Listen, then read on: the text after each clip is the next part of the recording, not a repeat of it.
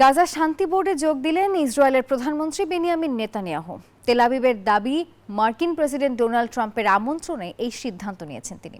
এই ঘটনায় পর্ষদের বস্তুনিষ্ঠতা এবং নিরপেক্ষতা নিয়ে প্রশ্ন উঠেছে। শঙ্কা তৈরি হয়েছে, শান্তি বোর্ড গঠনের লক্ষ্য আদৌ পূরণ হবে কিনা। পৃথিবীর বড় বড় রাষ্ট্রে শাসকদের পরিবর্তন হয়েছে শাসন ব্যবস্থার। শুধু পরিবর্তন হয়নি ফিলিস্তিনিদের ভাগ্য, দূর হয়নি দখলদার ইসরায়েলিদের হাতে তাদের নিপীড়ন ও নির্যাতনের চিত্র। তবে দ্বিতীয় মেয়াদে ক্ষমতায় এসে ডোনাল্ড ট্রাম্প গাজায় যুদ্ধ থামানোর অঙ্গীকার করেন।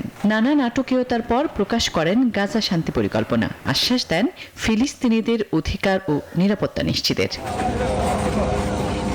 মার্কিন প্রেসিডেন্টের এই প্রচেষ্টায় আশায় বুক বাঁধেন হতভাগ্য ফিলিস্তিনিরা। তবে সে আশাও একমাত্র স্মার্ট সিটি বসুন্ধরা, আধুনিকতায় এক ধাপ এগিয়ে।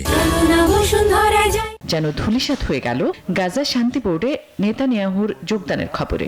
তেল আবিবের দাবি, ডোনাল্ড ট্রাম্পের আমন্ত্রণেই শান্তি পর্ষদে অন্তর্ভুক্ত ইসরায়েলের প্রধানমন্ত্রী।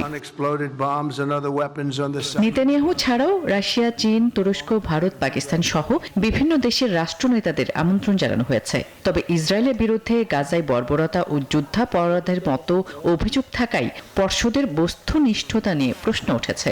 বোর্ড গঠনের লক্ষ্য নিয়েও তৈরি হয়েছে শঙ্কা। ওই শান্তি পরিকল্পনায় গাজায় একটি অন্তর্বর্তীকালীন টেকনোক্রেটিক ফিলিস্তিনি প্রশাসন গঠনের কথা বলা হয়েছে। ট্রাম্পের নেতৃত্বে থাকছে অস্থায়ী শাসন ব্যবস্থা পরিচালনা বোর্ড।